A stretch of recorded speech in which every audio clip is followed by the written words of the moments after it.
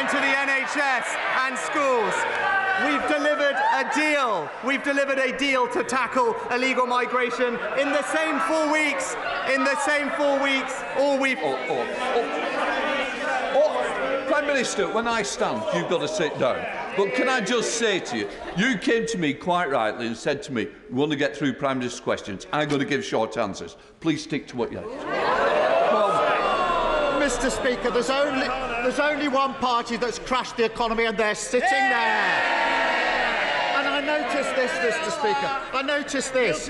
He won't say why Britain is set to be the first into a recession and the last out. So I will. 12 years of Tory failure, followed by 12 weeks of Tory chaos. For a decade, they've let our economy drift aimlessly before suddenly cutting the parachute ropes and slamming it to the ground.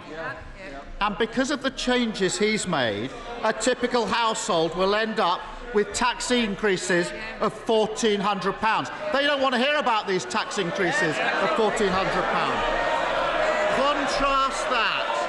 Contrast that to a super wealthy non-dom living here but holding their income overseas. How much more... Order.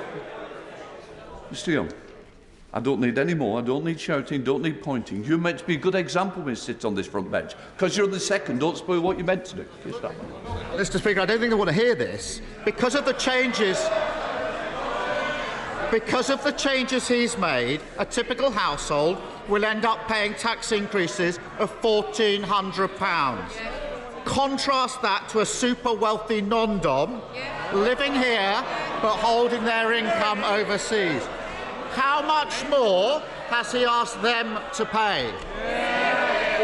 Just order. As I said to the Prime Minister, I said to the Leader of the Opposition, I've got to get through this list. I need you both to help me and think of other members. Come on.